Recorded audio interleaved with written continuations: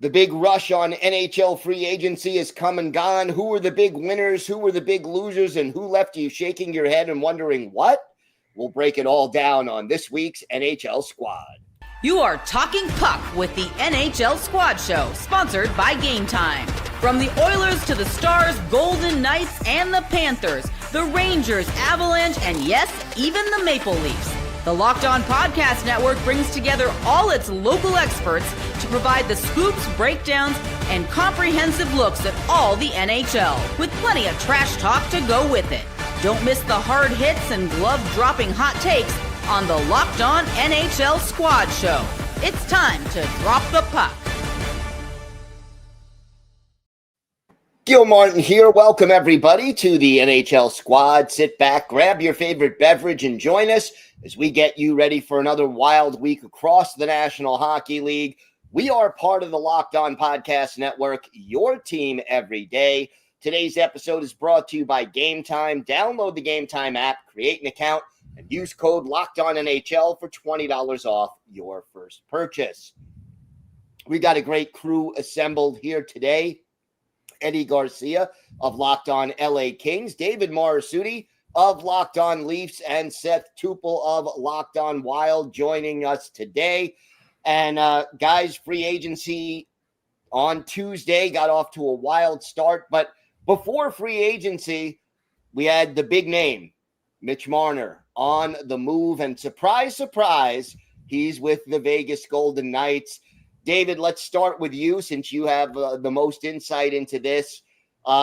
Your feelings on the move and did the Leafs get a fair return under the circumstances? Well, as you can see, the Mitch Marner jersey is now gone. So we're moving on. Look, like Nick Waugh, it's funny because if you told any Leafs fan last year that Mitch Marner was going to be leaving and you'd be getting Nick Waugh back in return, would have heard some very harsh things to say. But it's funny how many Leafs fans are actually okay with it. Like you lose your top line winger who had 100 points last year to get a third, fourth line center. That's I don't know. We might have to check in on some Leafs fans, I'll just say. But I had been adamant in saying for a year that he was not going to be coming back. Did not sound like a player who wanted to stay in Toronto. And I think the team realized they weren't going to be getting him back. And a lot of people was like, well, you should have known he was going. Well, at some points he said, I would like to be a Leaf. But then clearly last year of his deal, he saw that, you know what, we're just going to ride it out for the year and I'm going to go to my preferred choice. In some way, I guess maybe they were able to convince him to salvage a little bit of face with the Leafs by doing this sign-in trade. But also Vegas was like, we don't want to do 7 years. We want to do 8 years. As Kelly McCrimmon said, getting that $12 million versus it would have been what? He said over $13 million if they did the 7-year deal, because I think the total amount that Mitch wanted, they would do it over 7 years, would have been too much for Vegas. And it's just like $12 million was too much for you anyways to fit on your cap. But there is no salary cap in Vegas, guys. The salary cap is just a concept. Because Vegas, as soon as I heard Vegas was interested, I said he's going there. They're gonna make it work because they always find a way. Yeah, that's exactly what I said. Vegas finds a way. They always do. And I think a lot of people probably are a bit jealous at. I understand that loyalty and Vegas don't go hand in hand. They're willing to do pretty much anything to move players out, bring players in, but they're kind of like, I don't know, the New England Patriots of hockey. They don't have any sentiment. They don't care how long you've been with the organization. If you're an original member of the team, doesn't matter. They're going to do what they're going to do to make themselves better. And the fan base has to just love that. I have no idea what that's like as an LA Kings fan, to be quite honest with you, because our free agency track record is pathetic. And it didn't get anybody this year as well. So I'm not surprised at all that he comes here and now I'm looking at McDavid and Draisaitl over here, and Marner and Eichel over here, and I'm like, oh, that's the path for the Kings to try and move forward. And their playoff success hasn't been so great of late, so isn't any easier. But I'm not surprised. I'm not surprised Mitch Marner's gone to Vegas. Well, and I think it shows that Vegas understands how rare it is for players like this to become available. Think about Jack Eichel when he was getting to the point that he wanted to be done in Buffalo. And obviously he had the neck issues, there was some pretty substantial risk in bringing him on board.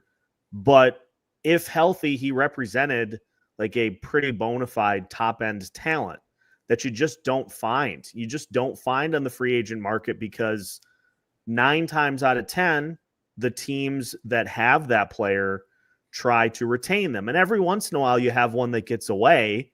And if you're the team at the front of the line to grab them, that's just a huge boost for your team. And now you add Marner in with Eichel, with Mark Stone. The funniest thing about this was all of the rumblings all offseason is, if Vegas is going to be able to put Marner on their books, they're going to have to find a way to move Tomas Hertl. They're going to have to find a way to move William Karlsson to make the cap work. None of that happens. They made one trade to free up some money, and obviously Alex Pietrangelo is dealing with some pretty substantial health issues, so he is, I imagine, going to be put on LTIR. Yeah.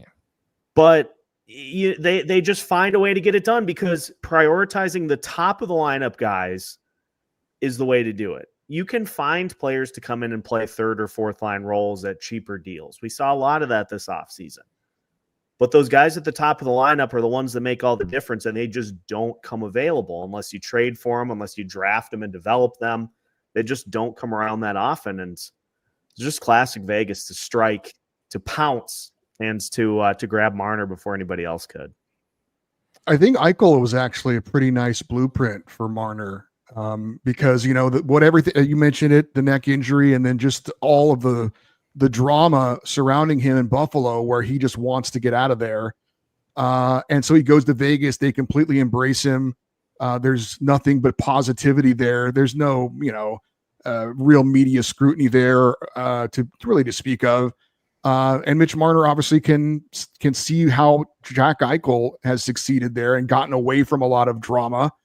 And obviously no state income tax as well. You're joining a team that's almost always in the playoffs. Pretty good situation. I mean, look at how he was received. Like he had everyone in the office just giving him the love, and like they wanted to make sure that, like, right off the hop, right, he was going to be accepted, he was going to be embraced. And in a way, I'm like, yeah, Marner is just craving. It feels like that's just something he was like. Right out, like the smile he had, the way he kind of just felt like he was like comfortable to be himself. And I'm like, okay, maybe there was a little bit, in Toronto where he didn't feel like he could really do that. But I'll be curious to see how much different Mitch is in terms of his demeanor on the ice and off the ice in Vegas versus how he is in Toronto. Because they talk about the reset, him having like that, just the move will be good for him. Be curious to see how long it takes for him to not only get comfortable, but start to show that comfort that he has. And what about the Leafs? I mean, they do bring back John Tavares. He gives them a very big hometown discount. But between the discount you get from Tavares and not having Marner, what does Toronto do with that cap space? They don't do anything crazy, because the one thing, and some teams are kind of realizing this, just because you have the cap space doesn't mean A, you're going to be able to spend it all, and B, who are you spending it on? So I've so far liked what the Leafs have done. They didn't just sit here and say, oh, we actually have money now, let's go and spend it on everybody. They're like, no, we're going to add in a few couple things, but we're going to now use that money that we've never really had the opportunity to really use, and really start to understand that it's not one player that's going to replace what Mitch Marner does.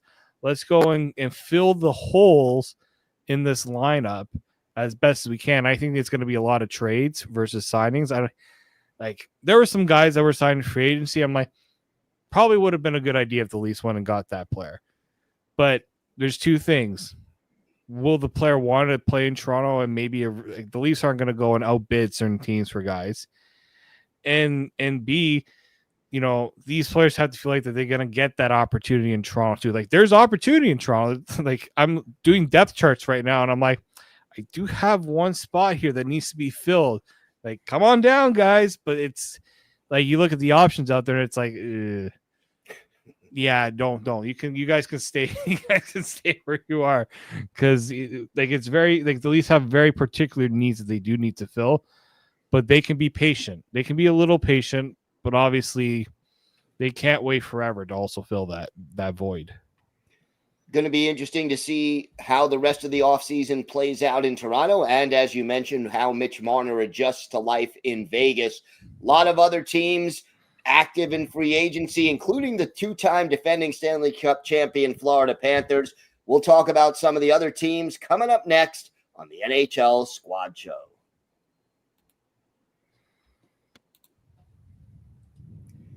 Today's episode is brought to you by Monarch Money. Ever wish managing your money felt easier? With Monarch Money, it can. Whether you're growing your savings or planning a big purchase, Monarch puts you in the driver's seat. It's like having your own personal CFO, giving you full visibility and control over your finances. Monarch Money is more than a budgeting app. It's a complete financial command center.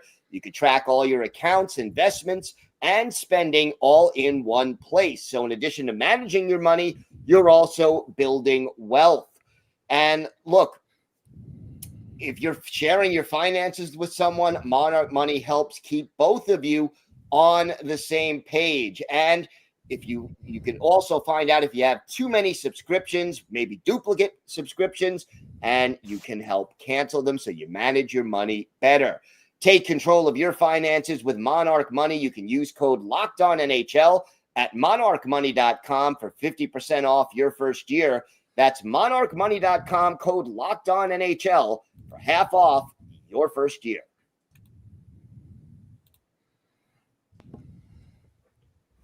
Guys, were you surprised the Panthers were able to re-sign all the players they re-signed and add a little bit more to the mix? Yes. I was too. I mean, you begin to wonder, there are certain GMs who just know how to work the cap. What cap? Yeah. What cap? What are you talking about? Oh, yeah, let's give 37-year-old Brad Marchand a 6-year deal. I'm sorry. If Brad Marchand is 42 years old, okay, no, I'll go 41 years old and still playing in the NHL, I'll eat my words. But how do they make it work? They did, trickery, right? Because I remember, people were complaining when the Leafs gave Chris Tanev 6 years. At least Chris Tanev wasn't close. He was like 33, 34 when he signed that deal. He wasn't 37 when he signed that deal. Unbelievable. And then Aaron Ekblad. Yeah, I'm okay with $6.1 million. When he probably could have gone 8, 9 million, like with the way free agency worked, he probably would have gone $9-10 million if he went to the open market. Which that's how you do it. You find a way to get you leverage these guys to say, hey, if you really want to stay, here's the number, here's the offer, up to you.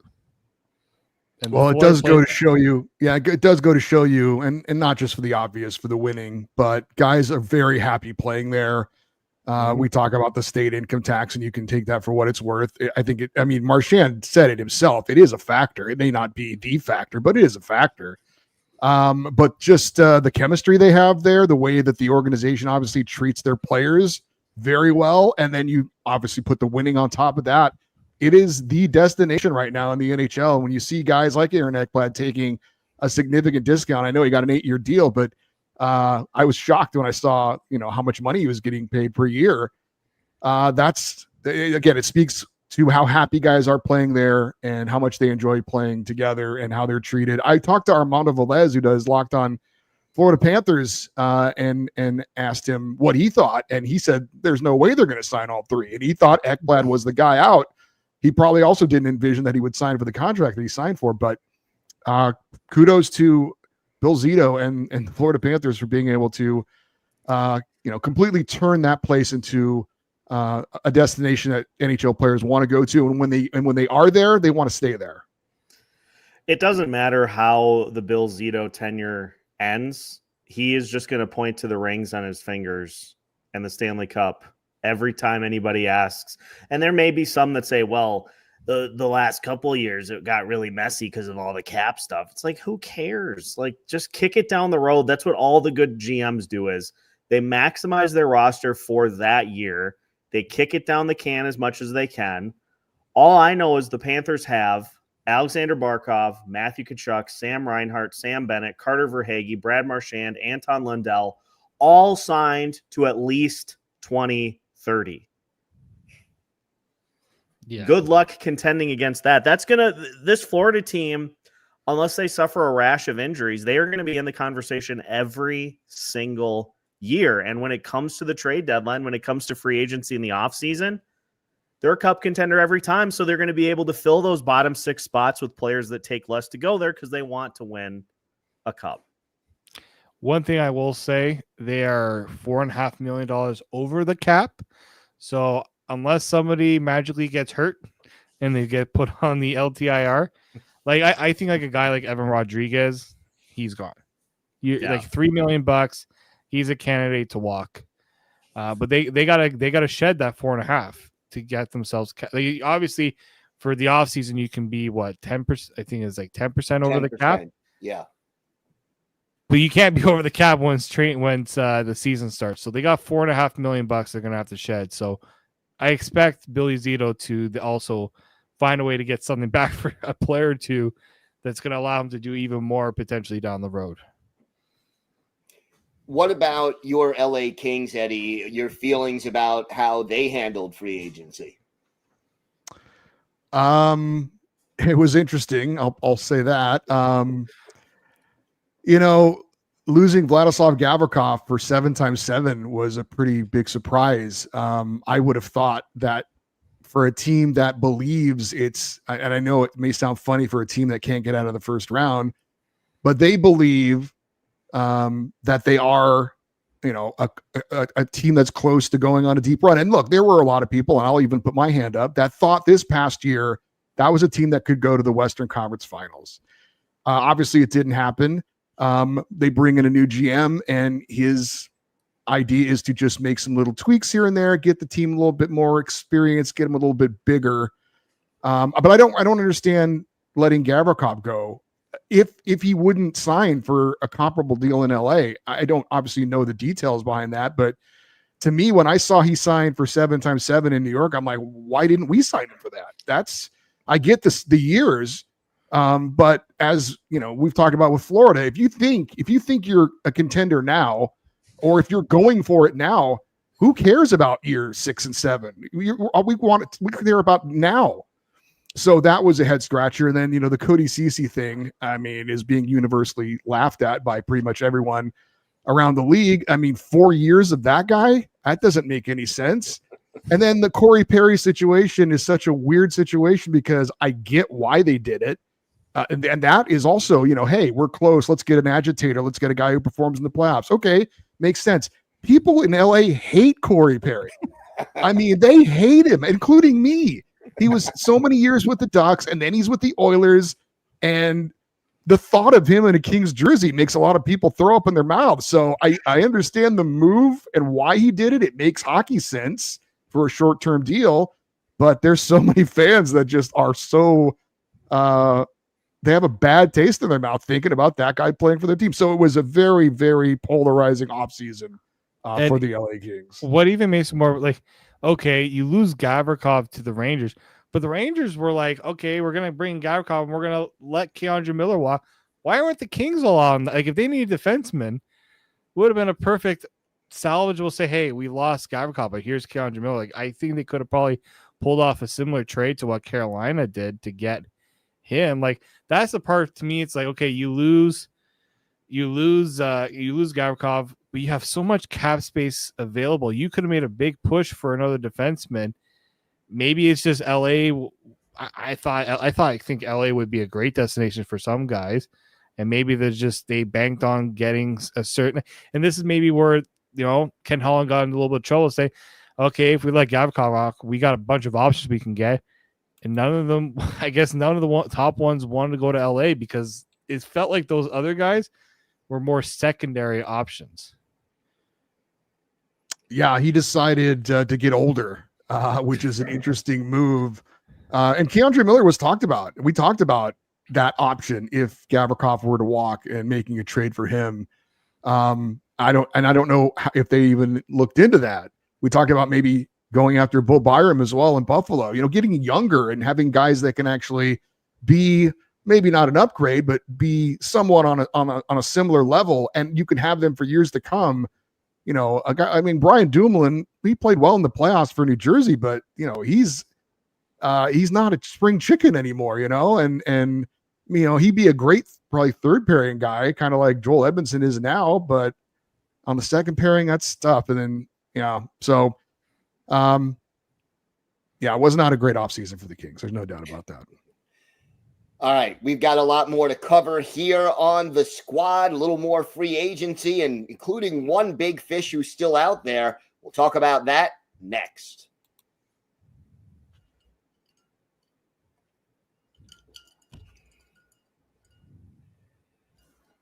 One question I got to ask, is there any other team out there that the way they handled free agency just left you guys scratching your heads? I want to know about Seth's team. What's going on with the Wild? It feels like they're waiting.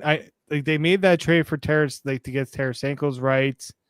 Are they just kind of concerned about the Kaprizov situation? I think that's part of it, certainly. And Bill Guerin in his latest update said, they're still working on the Kaprizov situation, but he's not really worried about that spiraling out of control, especially with the new CBA stuff. The Wild will be able to offer 8 years, and nobody else, if this goes to next offseason, is going to be able to offer any more than 6. So they have a clear advantage in that situation. But, the interesting one is we have just heard Bill Guerin talk about flexibility all offseason, and we knew that this was going to be the offseason where there was money to spend. But the Wild have positioned themselves all offseason to, it almost feels like, make a huge splash at the trade deadline. There have been a lot of GMs that just are not really willing to move players off the roster right now. We learned a lot of that with the Marco Rossi situation playing out the way that it has, where the most common return that teams have offered has been draft picks. That doesn't really help the Minnesota Wild right now, although I still maintain that if you pull in the picks, you can flip them as part of a bigger deal. So I wasn't super put off by draft picks being the return, but now we got Bill Guerin saying that if anyone tries to offer sheet Rossi, the Wild are going to match. So it seems as though the big offseason questions were going to be what happens with Marco Rossi. It looks like he's staying.